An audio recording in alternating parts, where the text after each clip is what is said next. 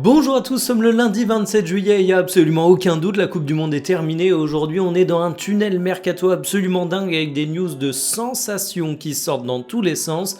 Et on va commencer le journal du jour en parlant de Diomandé du côté du Real Madrid. C'est un rebondissement extrêmement intéressant dans ce dossier qu'on annonçait comme étant pourtant extrêmement avancé du côté du Paris Saint-Germain. Et là où c'est intéressant, c'est que c'était pas une fake news. Autant vous dire que c'est un dossier qui est assez pimenté. On parlera également de Bradley Barcola et de son avenir du côté du Paris Saint-Germain ou d'ailleurs, parce que c'est évidemment le cœur du sujet. On parlera de Gyökeres et de la volonté d'Arsenal par rapport à son buteur, parce que là on a quand même un dossier intéressant aussi. On évoquera l'avenir de Maxence Lacroix qui va s'écrire du côté de Chelsea, et je vais parler d'un joueur dont personne parle, sur lequel il n'y a absolument aucune actualité, mais c'est justement ça qui m'intéresse. Vous avez oublié Jadon Sancho, il est libre de tout contrat et on va faire un petit arrêt sur image là-dessus, loin de la tempête d'actualité, mais ça me paraît être un dossier très intéressant et je pense que la tempête d'actualité reviendra sur lui d'ici quelques semaines. Installez-vous confortablement et bienvenue pour le journal du jour. Le Real Madrid qui a doublé le PSG dans ce dossier, le joueur qui a donné son accord à plusieurs clubs littéralement en même temps, c'est assez malhonnête mais c'est un dossier qui est incroyablement intéressant et surtout c'est un crack mondial qui incarne peut-être l'avenir du football. Je suis bien évidemment en train de parler du fait que Diomandé prend la direction du Real Madrid contre toute attente et on a eu le Paris Saint-Germain qui nous a fait un communiqué officiel sur ça. C'est assez rare puisqu'on parle d'une piste mercato et généralement les clubs font pas 1001 communiqués officiels sur ces sujets et l'idée c'est un peu de dire non, c'est pas toi qui me quitte, c'est moi qui te quitte. Le Paris Saint-Germain indique que les demandes pour le joueur sont trop élevées, que ce soit en termes de montant de transfert, que ce soit en termes de salaire et que du coup ils vont pas déroger à leur politique sportive et ils vont pas aller surenchérir encore et encore et encore. Déjà côté Paris Saint-Germain, je trouve que c'est plutôt une bonne décision parce que le dossier Diomandé, on va être honnête, il est pas indispensable pour le PSG. Kvaratskhelia, Ousmane Dembélé, Désiré Doué, ce sont tes titulaires, tu les connais. Barcola partira peut-être, on en reparlera, mais pour le moment il est encore au club. T'as pas d'urgence à recruter à ce poste-là. Évidemment, un Diomandé, ça ne se refuse pas, c'est une opportunité unique. Mais s'il y a un joueur qui t'oblige à changer ta direction sportive, les règles que tu t'étais établies, ça doit être un joueur qui débarque comme titulaire indiscutable à un poste où tu as un besoin réel. C'est pas vraiment le cas de Paris. Et en plus, Diomandé, on sait que c'est un dossier complexe où tu as plusieurs agences qui représentent le joueur et c'est pour ça que j'ai parlé en ouverture de la news du fait qu'il avait donné son accord à plusieurs clubs, c'est parce que c'est un dossier qui est extrêmement épineux. Et du côté du Real Madrid, est-ce qu'on fait bien de se positionner sur Diomandé ? Alors, il va y avoir une vraie question de nettoyage du vestiaire à faire du côté du Real parce que évidemment tu t'es positionné sur ce joueur alors que tu avais déjà une armada offensive, mais on va pas faire l'épice froid, c'est quand même hyper enthousiasmant de voir Diomandé débarquer du côté du Real. C'est un joueur qui a tout juste explosé au haut niveau mais qui a déjà des statistiques et une saison absolument formidable en Bundesliga. C'est un joueur qui est encore extrêmement jeune, c'est un joueur qui est hyper enthousiasmant, qui a un profil relativement rare. Donc oui, on peut comprendre que le Real Madrid fasse sauter la baraque concernant ce dossier, on peut comprendre qu'ils explosent totalement le montant d'échecs, mais ils le font avec beaucoup de dossiers mercato au cours de cet été, donc c'est même pas une privation pour le Real. Le fait de poser beaucoup sur Diomandé ne les empêche pas d'aller potentiellement chercher Rodri, d'avoir été signé Konaté, Cucurella, donc finalement...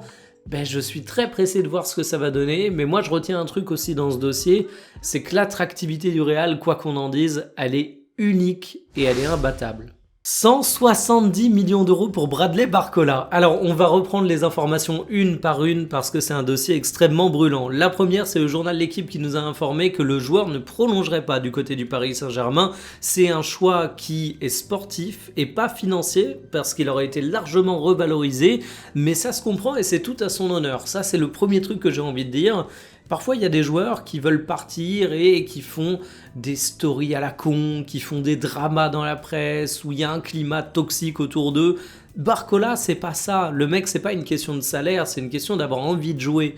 Et oui, il a joué cette saison au Paris Saint-Germain, quasiment 3000 minutes de jeu, mais il a une place de titulaire bis. Il n'était pas titulaire lors des derniers matchs de Champions League qui comptent, donc forcément, ça crée de la frustration. Et moi, j'ai une totale empathie pour Bradley Barcola. L'information numéro 2, elle nous vient de RMC Sport, et là, je suis un petit peu sceptique. Le prix fixé par le Paris Saint-Germain serait de 170 millions d'euros. Il serait défendu ce montant par le fait que le marché s'enflamme pour Morgan Rogers et Elliot Anderson. Il y a quand même une différence. Bradley Barcola, il n'est pas anglais. Bradley Barcola, il évolue pas dans un club de Première Ligue pour être acheté par un autre club de Première Ligue. Et on sait que joueur anglais dans un club de PL, acheté par un club de PL, ça augmente automatiquement le prix. Et Bradley Barcola, c'est peut-être injuste parce que c'est un joueur formidable, il ne coche pas ses cases. Donc 170 millions d'euros pour lui, ça me paraît extrêmement improbable.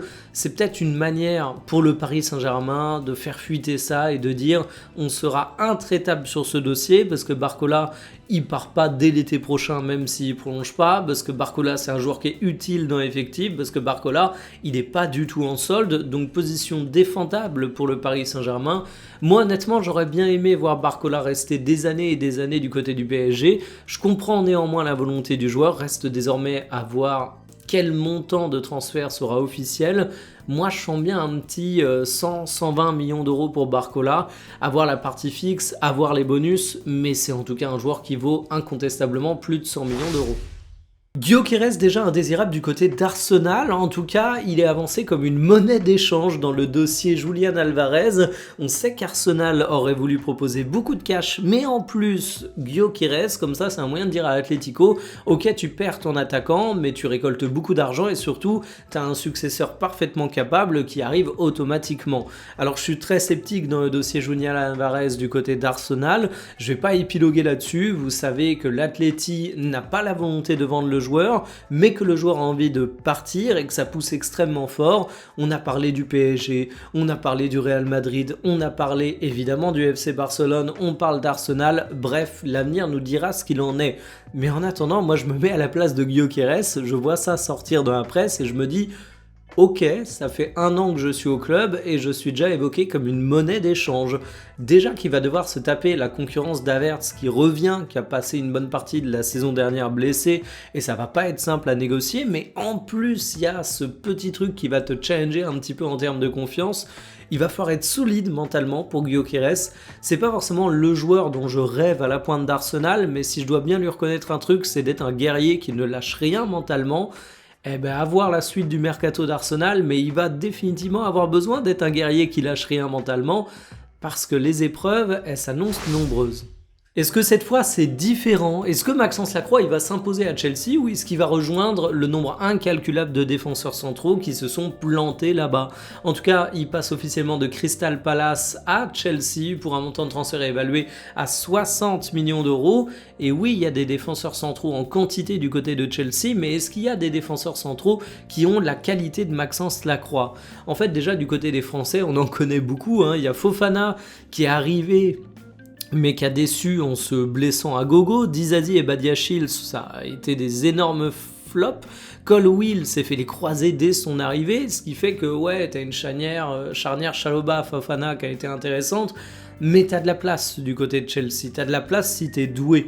En plus, t'as un nouvel entraîneur, c'est ce qui refait l'attractivité de Chelsea, parce que non seulement il est entraîneur, mais aussi manager global du club, c'est Xabi Alonso. On sait que c'est un coach qui aime bien évoluer avec 3 défenseurs centraux, et donc il te faut 3 mecs capables d'être des titulaires qui sont à un très très haut niveau, et là je me dis, bah oui, t'avais effectivement besoin de Maxence Lacroix. En plus, Maxence Lacroix, tactiquement, c'est un joueur qui, du côté de Palace, évoluait dans une charnière à 3 au centre de cette dernière, et j'en profite pour dire que si vous faites un avis sur Maxence Lacroix avec sa Coupe du Monde disputée avec la France, c'est une grosse erreur parce que c'est un central droitier qui a l'habitude d'évoluer dans une charnière à 3 qui, avec les Bleus, était placé côté gauche, dans une charnière à gauche, dans une charnière à deux, autant dire que ça lui rend pas du tout service. Si on se penche un peu sur sa saison de PL, c'est un joueur de 26 ans qui est déjà bien expérimenté, malgré le fait qu'il a encore de nombreuses années devant lui, et c'est sans aucun doute le meilleur ou un des meilleurs stoppers du championnat en fait. Il a un très très bon potentiel athlétique, mais surtout sur les critères défensifs purs, il est absolument excellent.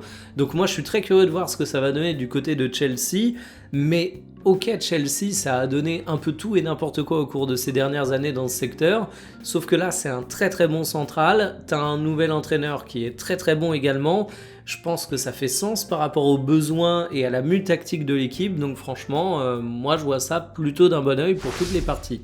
Est-ce que vous vous souvenez de Jadon Sancho? Bien évidemment, c'est pas un joueur qui a disparu depuis des années, mais aujourd'hui il a disparu des salariés de club puisqu'il est libre de tout contrat. Vous pouvez signer Jadon Sancho sans payer de montant de transfert à qui que ce soit. Alors ça veut pas dire que le joueur est totalement gratuit, on sait comment ça se passe avec les agents libres. Généralement il y a une prime à la signature qui est plus importante, généralement il y a un salaire qui est plus important. En attendant, seulement 5 ans après avoir été recruté plus de 80 millions d'euros par Manchester United, Jadon Sancho est libre de tout contrat.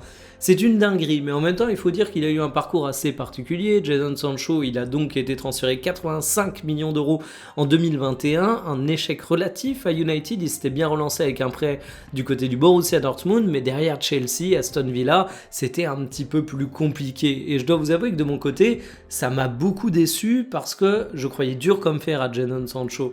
Alors certes, c'est pas le premier joueur à échouer dans le Manchester United de cette époque, mais souvenez-vous ce que ça donnait du côté du Borussia Dortmund. Il avait signé 3 saisons absolument fabuleuses, un leader technique avec en plus des statistiques de dingue. Et aujourd'hui, je me demande ce que ça va donner. Parce que, ok, Sancho, il est libre de tout contrat. Ok, t'as l'impression que ça fait longtemps qu'il a pas fait de grandes saisons. Mais lors de son retour à Dortmund, c'était quand même intéressant. Mais il a que 26 ans. Et un joueur à 26 ans, tu peux pas dire que son avenir il est d'ores et déjà scellé. À tout moment, il travaille dur, il se remet dans le bon sens, il trouve un club qui l'accueille et qui lui permet de briller à nouveau. Et puis ça redevient peut-être pas un joueur générationnel, mais un joueur qui compte dans le football mondial. Donc je suis très curieux de voir qui va prendre ce pari. Je le vois mal rester sans club bien longtemps, bien évidemment. Je suis curieux de voir également le salaire qu'on lui proposera parce que, je le redis, joueur libre, ça peut sembler être une opportunité sans risque, mais s'il demande plus de 10 millions par saison, bien évidemment, la question elle est un petit peu différente. Terminé pour le journal du jour, cet après-midi, j'aurai un sujet et pour être transparent, je ne sais pas si je vais faire 1 ou 2 vidéos avec ma réflexion globale. En fait, en ce moment, je pense beaucoup au Real Madrid, je m'endors, je pense à José Mourinho, je mange, je pense à José Mourinho, je me lave les dents, je pense à José Mourinho. Y a 2 trucs en fait qui me taraudent, c'est... Premier élément, le grand nettoyage du côté du secteur offensif qui va être nécessaire ou pas, mais comment tu gères ça? Donc franchement, c'est un sujet qui est tellement riche, on peut tellement faire le point sur des joueurs aux situations différentes que ça mérite une vidéo. Et puis plus globalement, j'ai envie de refaire une vidéo un peu globale sur un truc que j'ai partagé en réflexion sur Twitter ce matin, c'est que le gagnant du mercato n'est pas forcément le gagnant de la saison à venir. L'exemple du Real Madrid me semble très intéressant parce qu'on peut les qualifier de gagnants du mercato vu à quel point ils font un mercato de fou furieux. Et quand je dis un mercato de fou furieux, c'est pas seulement qu'ils dépensent beaucoup pour acheter des bons joueurs, c'est qu'ils ont l'air de le faire en plus intelligemment, du moins selon moi. Mais dans le passé, on a vu que même quand on était convaincu durant l'été, c'était parfois un petit peu plus compliqué, du moins sur le court terme. Sur le long terme, c'est encore autre chose. Donc ce sera peut-être une vidéo qui mixe les deux, ce sera peut-être juste la vidéo sur la situation des attaquants du côté du Real, parce qu'encore une fois, j'ai beaucoup à dire là-dessus. Et j'avais visiblement beaucoup à dire là-dessus dès l'outro de ce journal. Donc je vais me taire, vous laisser, vous dire rendez-vous aux alentours de 17h cet après-midi sur la chaîne Talk My Football qui fait bien votre journée. Salut!